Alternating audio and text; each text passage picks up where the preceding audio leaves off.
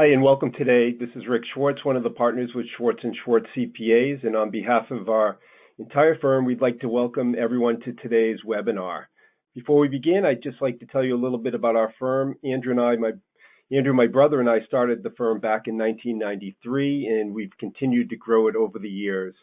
We have about 20 full-time employees throughout the year. We ramp up to about 25 during tax time, and all are committed to providing excellent service to our clients.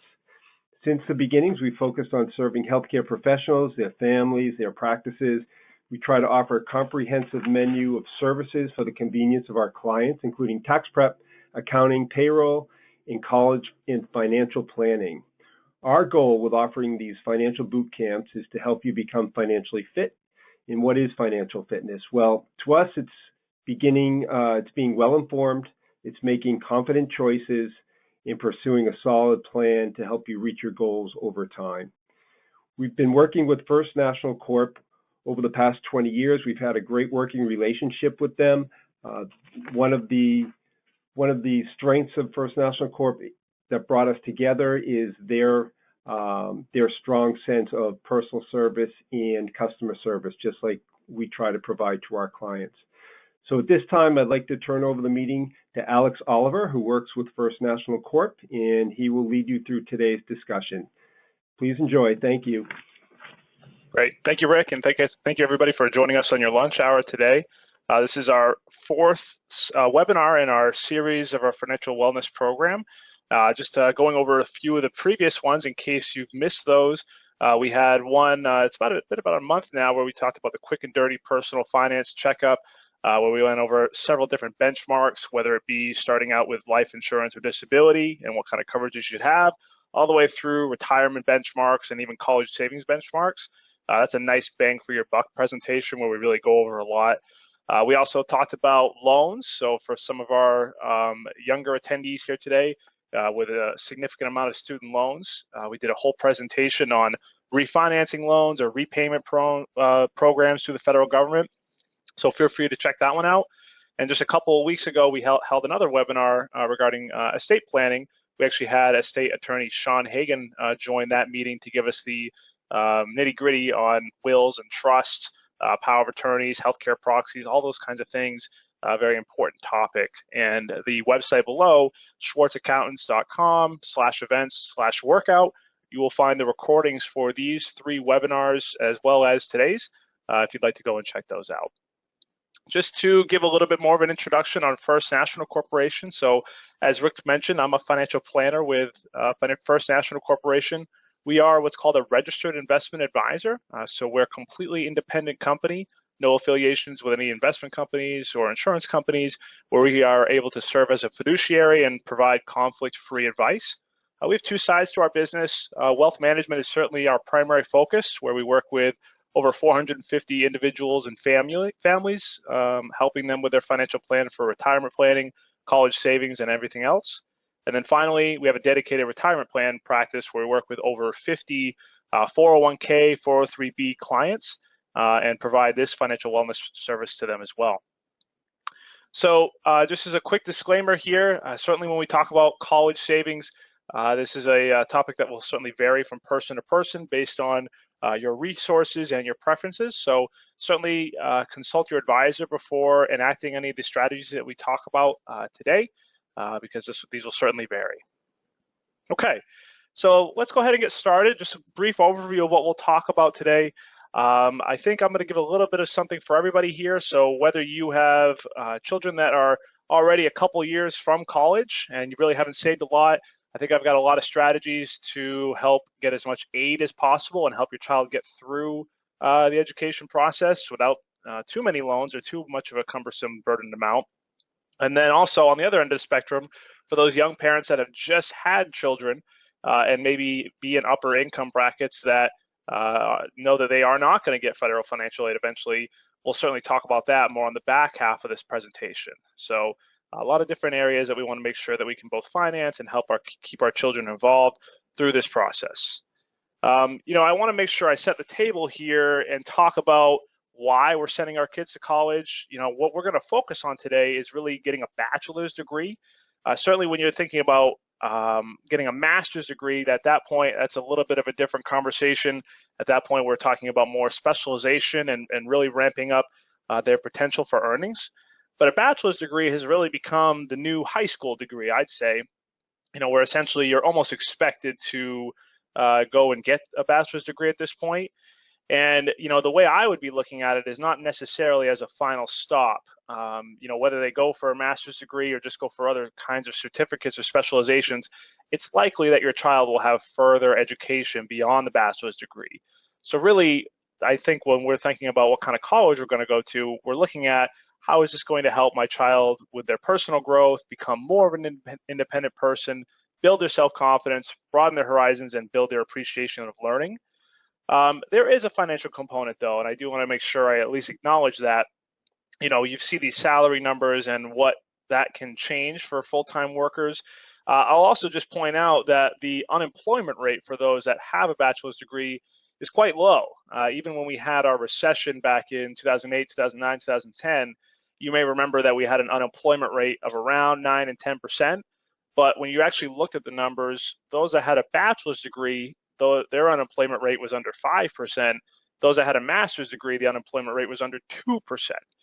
So, even beyond expanding earnings, just overall employability is important when we think about the education costs. And so, one thing I can always emphasize whenever I work with a family is that we're certainly trying to enact any investment and tax strategies that we can, but at the end of the day, we all have the same kind of basic expenses, and somebody who's making 40 grand a year versus somebody who's making 100 grand a year have very different financial lives. And so I think we all understand that at this point that education is important, and we're going to try and make sure that it doesn't become too burdensome, because some of the numbers that we talk about as far as the cost of college are really quite extraordinary. So I just figured I, again, would set the table here with some of these costs, because when we think about saving for college, I will start to get the general question of, am I saving enough? My next point is to say, for what exactly?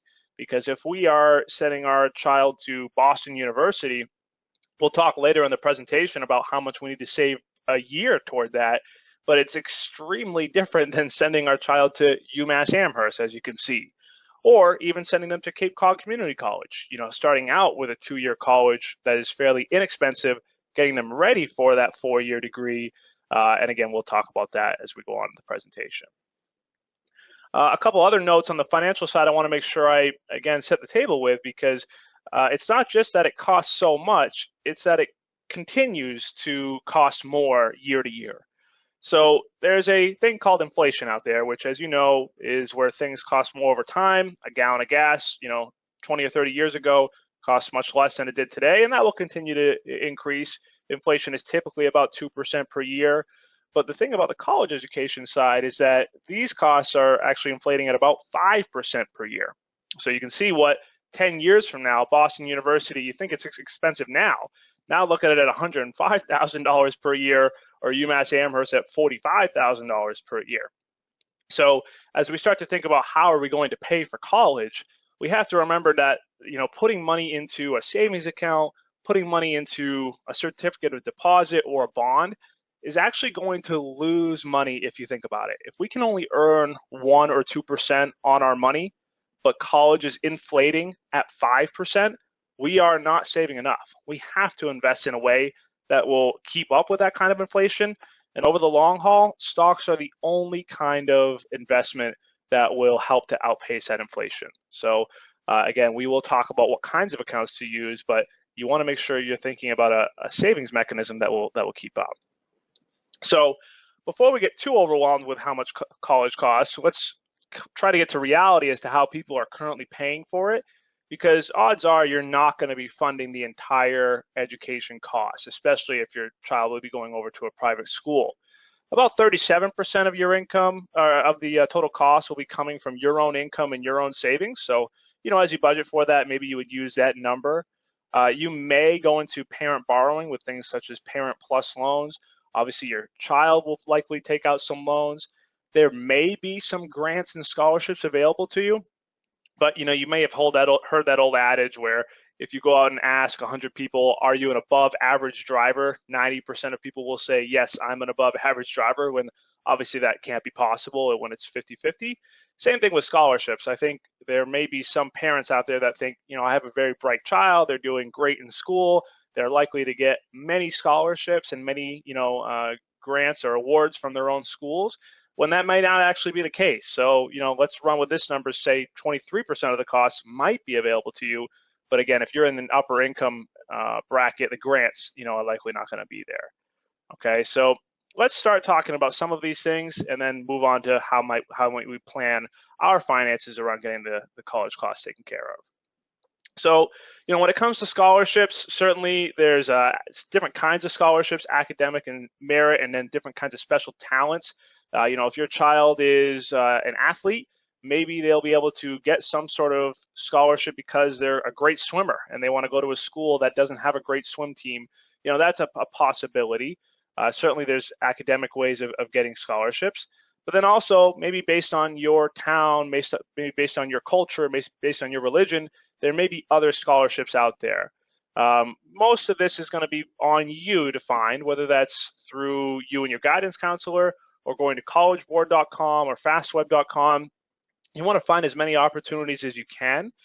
And just as a quick aside, as far as getting your child involved, if you want to start paying for most of the costs, you may want to start incentivizing your child to say, whatever scholarship you're able to go out and get, we will just give you the money. So if you get a $500 scholarship here or a $1,000 scholarship here, this will be some of your assets to live off of when you're in college. That'll keep them into the process and hopefully start applying to various scholarships. It's not uncommon for a child to apply for upwards of 25 different kinds of scholarships, obviously depending on what each scholarship entails as part of their application. So financial aid, I want to make sure I talk about this because I think a lot of people that I talk to think that they will not have this as an option to them. As I have listed here, about 2 million people don't apply because they think that they make too much. And we'll talk about that formula here in a second, but they think they make too much and therefore I'm not going to get any aid.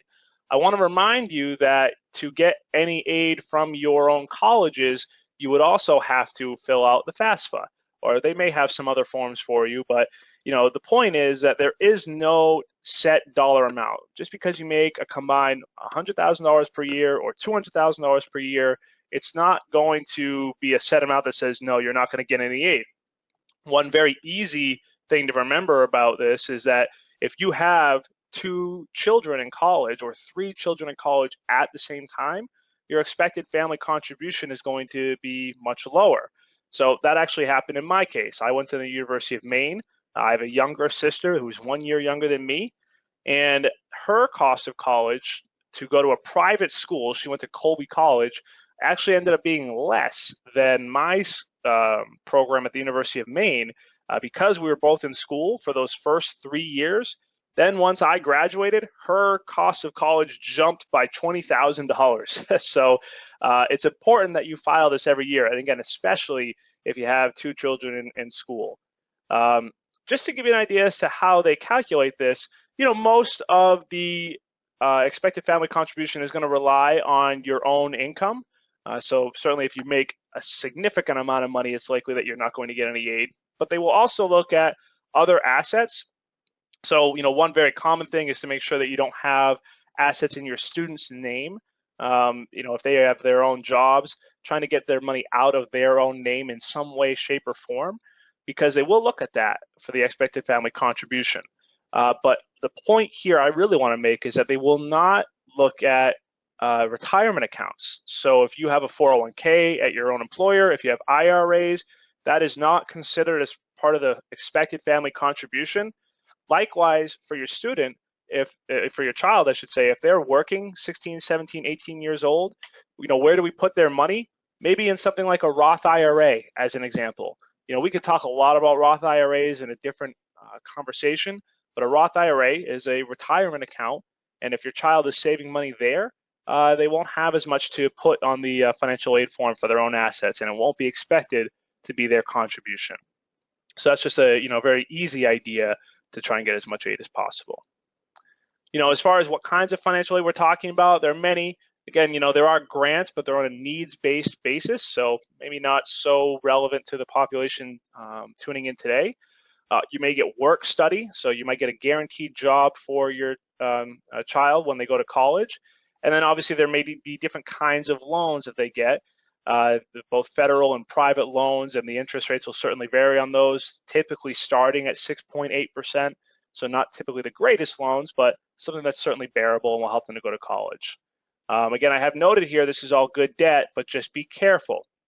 So, when we start to evaluate different kinds of packages from different colleges, it's one thing if the child really knows exactly what they're going to do, and if they're going into a high income field, maybe we can take on a little bit more debt.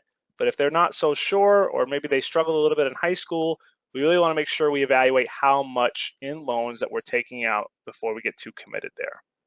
Okay. So now I think for most people, we really have to start talking about how are we going to start saving for college. And so I just have an example here that shows how saving early really makes such a big difference, because when we're starting with 15 years to save at $200 a month, earning 8%, we end up with the same amount of money as if we had waited 10 years but had to contribute $940 per month. I mean, that's a big difference to the budget. So, I'm sure you've seen that before. Compound interest really makes a huge difference. And so starting as early as we can will give you, the most amount of choices. So I think really, where we come to is what to do with that once we decide to save, or whether we should save at all.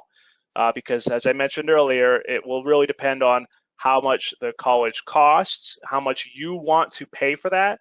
You may decide I'm only going to pay for an in-state school, and if my child wants to go to private school, they're going to be on the hook for that.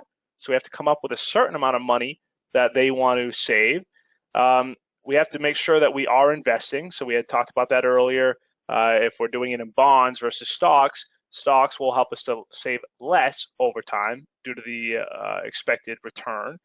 But, I want to make sure I take a step back here as well and make sure we acknowledge that retirement savings is certainly still part of this plan, because it's fairly rare that I might meet a young 40-year-old couple that is on track for retirement.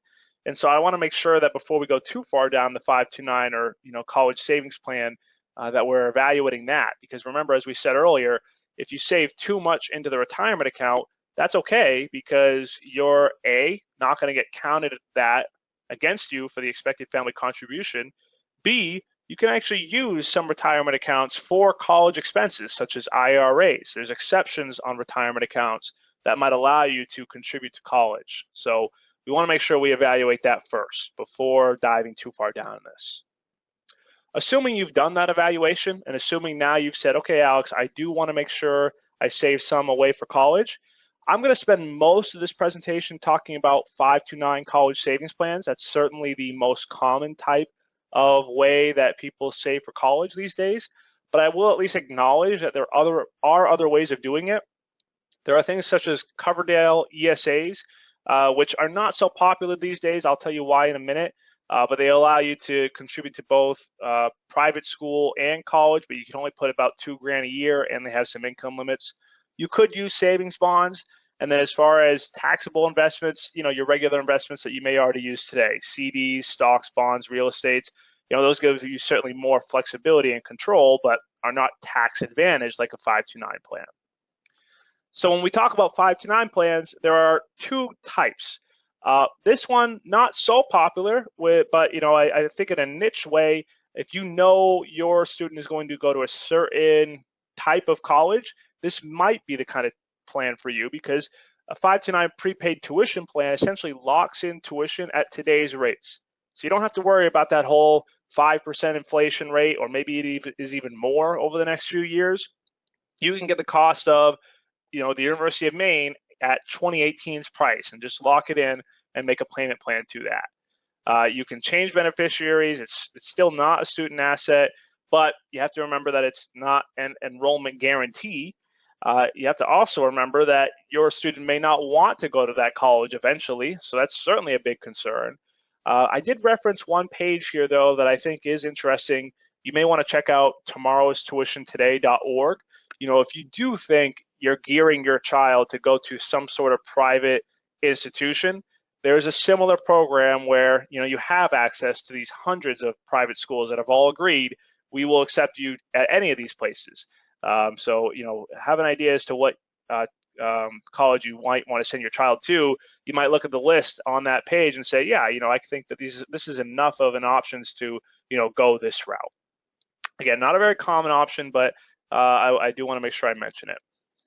Most common certainly is just using a regular 5 to 9 savings plan. So the way a 5 to 9 savings plan works is if you've had a Roth IRA at any point, it works essentially the same exact way.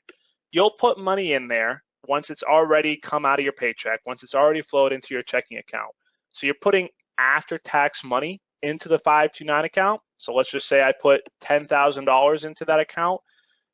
Once it grows over the next 18 years, as my child is growing up, whatever growth occurs on that initial $10,000 will be tax-free as long as we use it for college education purposes.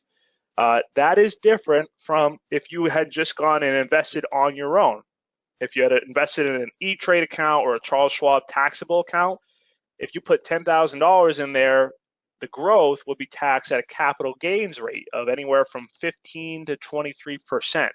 So there's a significant amount of savings there, again, especially since we'll be saving for 18 years or so for that college expense to use a 5 to 9 college savings plans. Now, this next part might be a little confusing because you can go to any state, regardless of where you live, you can go to any state and open up a 5 to 9 savings plan. So I'm in Massachusetts. Most of the people I work with are in Massachusetts. You may think that somebody living in Massachusetts should just open up a Massachusetts 5 to 9 plan. I would actually advise otherwise. So you do get a small deduction. Some states offer it, some states don't. You would get a small deduction for money that you put into the 5 to 9. It works out to around $70 or $80 that you could get deducted off your taxes by using the Massachusetts 5 to 9. The downside of that plan, and the reason I don't advise using it is because it's a Fidelity plan that allows you to only use Fidelity mutual funds, okay? The reason that's a downside is because there's no one company out there that's done well in every investment category. And in fact, Fidelity is not the cheapest out there. So what I end up recommending are to use other kinds of 5 to 9 plans. Specifically, lately, we've been using the 5 to 9 plan from the state of Utah because Utah has both Vanguard and DFA funds that have lower expense ratios and allow us to have a little bit more customization there. We lose that small deduction, that $70 or $80 that I talked about, but we make it up in lower expense ratios and better investment results in our opinion. So, again, you could go ahead and just use the Fidelity plan for Massachusetts, or you could look elsewhere. You can look up a site called Morningstar. They rate 5 to 9 plans, and again, the Utah plan, the Vanguard Direct plan are also typically very highly rated plans. Okay, so just to round this out a little bit, there are no income or age restrictions. There's technically no contribution on how much you can, no maximum that you can contribute. However, I'll just remind you that you can only move $15,000 per year as a gift to a child. If you're married, the two of you could put $30,000 per year into the 5 to 9 plan as a gift. Now, that obviously means that maybe a grandparent could put another $15,000 in there if they wanted to. I'll also just end by saying that there's a 5-year forward averaging component there where if you're a kind of a more affluent person and you want to start really flooding assets in there, you can put 5 years worth of gifts in there, which works out to about 75 grand, and start out the 5 to 9 with that money. And 75 grand growing at 8 or 9% a year is going to get you off to a great start for getting that college education started. So that's just something to keep in mind if you're in that position. One thing I also want to mention, just that last bullet point there, this is a change. So as you may remember, in December, we had a new tax legislation that really changed a lot of the rules.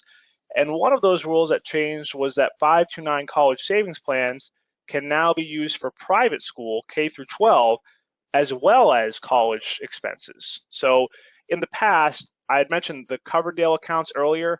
In the past, I might have clients that are a little concerned because they want to have money set aside for the private education expenses, but they couldn't use the 529 accounts for that. Now you can. So now it's even more flexible.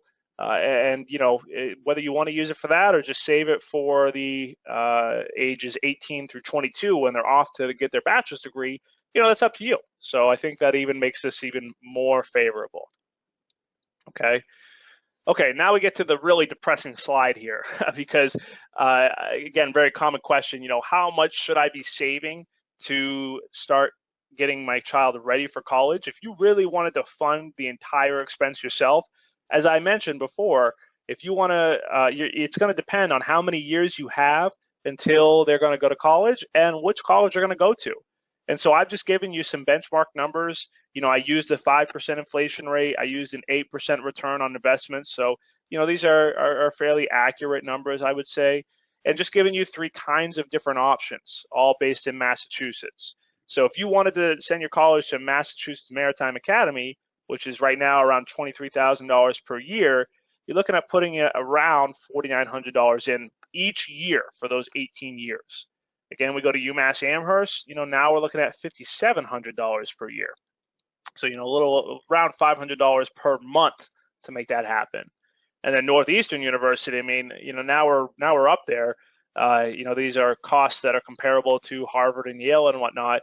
You're looking at putting in $13,000 per year, a little over $1,000 per month to get them fully equipped and ready to go for college. As a reminder, as you start out this process, if you do have two kids and you save too much for the oldest kid, you can change that beneficiary and move it over to the younger child and not have to worry about losing that money. So, rarely are you going to over save into a 529 plan, but you just know that as part of an option if you do feel like that. So this is a pretty big cost, right? I think most people look at those numbers and not find themselves able to sock away that kind of money, especially considering, being on track for retirement, maxing out 401k plans, before doing any of this college planning. So I'd like you to keep those numbers in mind because most people will look at that and say, okay, there are actually going to be other things I have to do to make sure that my child can go off to college. So just a few ideas to make sure you start bringing these up. Some of you may remember the AP courses back in college. That's a great way. I know many people that basically got their entire first semester out of the way because they took AP classes in college, in high school. So that's something to start preparing your child for if they're a freshman or sophomore in high school, that they need to start taking those and getting some credits readily available. Choosing a less expensive college. I mentioned earlier, something like a Cape Cod community college that costs maybe $5,000 a year, great option for somebody that especially doesn't necessarily know what they want to do. If they don't even if they already have good grades, I think there's a maybe negative connotation with these 2-year schools, but I spent a little time in Los Angeles working, and it was actually much more common in Los Angeles than around here that people would go to these 2-year schools, even if they were, getting a 3.7 GPA in their high school, they would go to the 2-year college, basically get straight A's, and then transfer to USC, University of Southern California, where the tuition is 50 or 60 grand a year. But all their credits transferred, and they were obviously in a much better financial position because they did those first 2 years at a community college. So I would like to see more people looking at that option if you're not going to be able to fund the whole bill. Living at home, military options, obviously Peace Corps, those kinds of things. I think those are awesome options to start to defray the cost, and you're going to want to have a real conversation with your child about that. Parent Plus loans and home equity loans. So Parent Plus loans, typically these interest rates are pretty high. I typically see them in the 8 or 9% range, so I'd like to avoid them if we can. Home equity loans, I would just say it's an option, but be careful.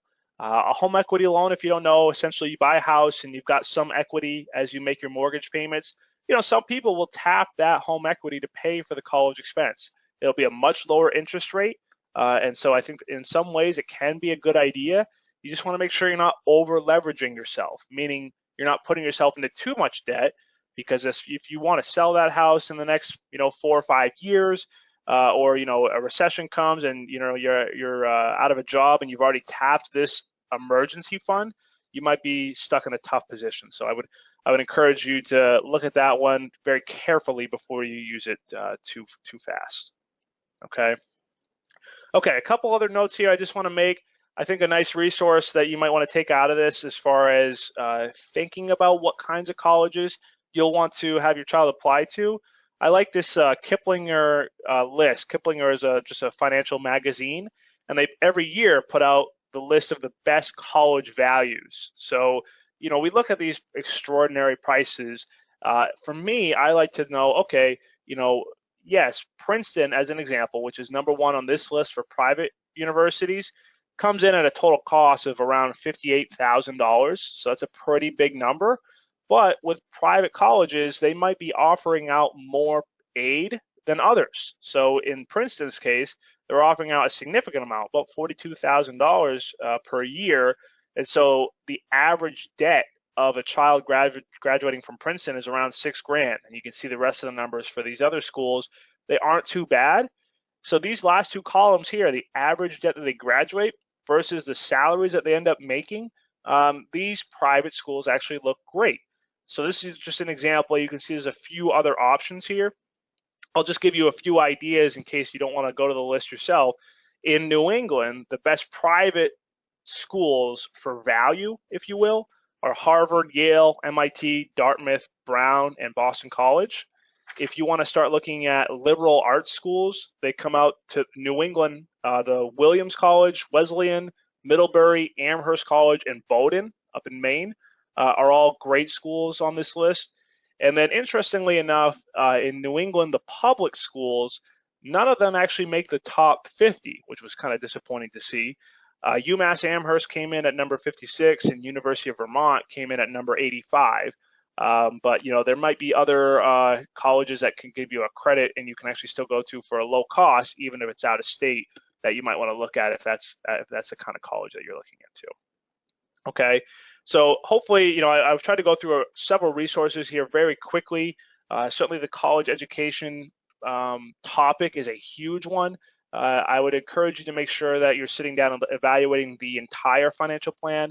I think more often than not, I might see a new client that comes to me with a lot saved already into a 529 plan, but not on time to retirement, and they're in a tough shape because they've got some countable assets for financial aid, and they may end up be working for quite a while. So make sure you're really evaluating the whole plan, taking some of these ideas here to defray the cost, and then eventually using a 529 college savings plan and getting a plan for how much you're going to save and how much you want to spend.